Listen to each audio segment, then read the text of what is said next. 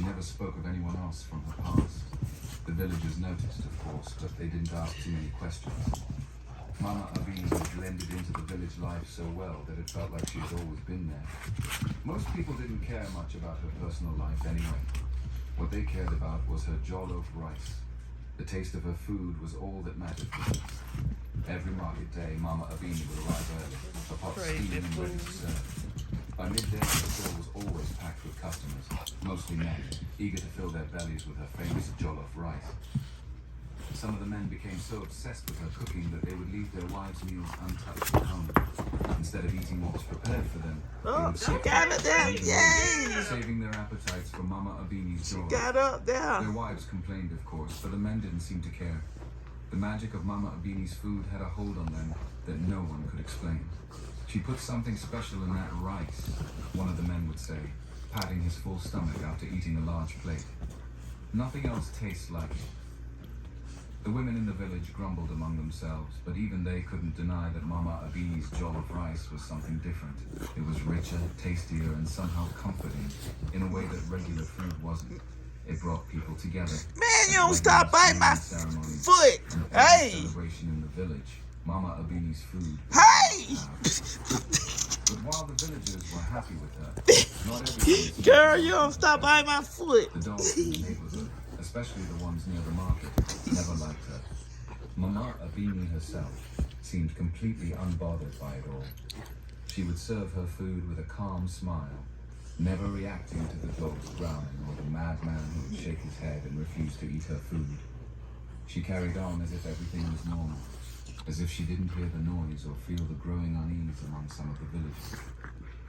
But while the men lined up eagerly for her jollof rice and the women grumbled about their husbands' neglect of home-cooked meals, the barking dogs remained a constant, unspoken presence in the background. No one knew why the dogs seemed to dislike Mama Abini so much, but the villagers didn't care enough to find out. They were too focused on the next plate of jollof rice. However, Kemi, a young woman in the village, developed a strange feeling that something wasn't right. The dogs, the madman, the absence of Kemi, it all made her wonder if there was more to Mama Abini than her delicious. Hey, y'all! And so, while the rest of the village Hey, what did you... Mama Abini's food without question, Kemi decided to keep a closer eye on the woman who had become such an important part of Vulcan. She didn't know what she would find, but she couldn't ignore the strange feeling that something was wrong. It was a warm afternoon in Oakland when Kemi spotted Mama Abini returning from the village August meeting. The meeting had gathered all the women in the village. Abini, as usual, had blended right in. Hey, what y'all fighting? Hey! Something strange happened as she walked back through the mud. Two dogs, who were usually friendly, suddenly started barking furiously. Mama Abini wasn't carrying any food with her. Just dressed in All right, boy, don't pay attention to her. like all the other women.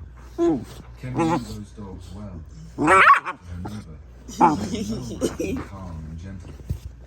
But now, they were growling and snapping at Mama Abini like they sensed something wrong. Kemi watched in confusion as Mama Abini simply walked past the dogs, not even looking at them, as if she didn't hear the noise at all. The dogs continued barking until she disappeared around the corner. And even then, they stood there, growling in the direction she had gone.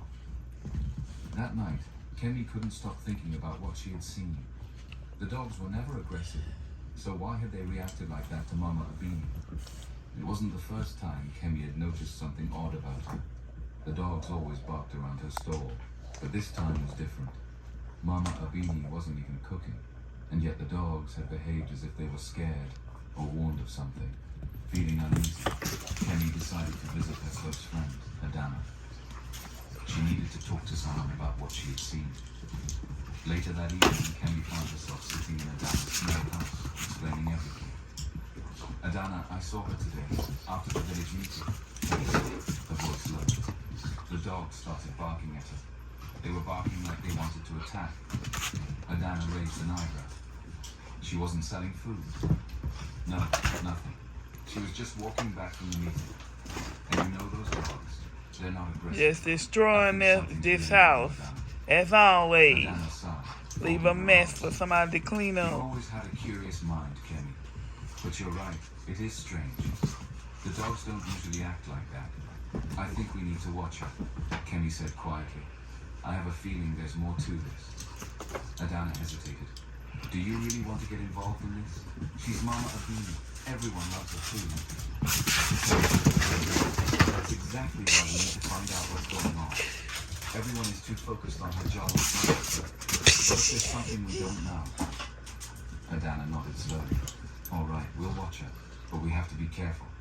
Over the next few days, Kemi and Adana kept a close eye on Mama Abini, trying not to raise any suspicion. At first, everything seemed normal. Mama Abini went about her business as usual, serving her famous Yoruba rice, greeting her customers with that same warm smile. The dogs still barked around her, but nothing new seemed to happen. Then, one evening, something changed. It was late afternoon, and the market was beginning to wind down. The usual crowd had already eaten, and the other vendors were packing up their goods. Kemi and Adana were watching from a distance when they noticed Mama Abini closing her stall earlier than usual. Normally she would wait until the last customer had been served, but today she packed up quickly, looking around as if checking if anyone was watching. Kemi nudged Adana. Look, she's leaving early. She never does that. They watched as Mama Abini gathered her things and began walking, but instead of heading home the usual way, she took a different path, one that led towards the forest at the edge of the village. Kemi's heart raced. Where is she going? That's not the way to her house. Let's follow her, Adana whispered. The two friends hurried after Mama Abini, keeping a safe distance so she wouldn't notice them. They moved quietly, hiding behind trees and bushes.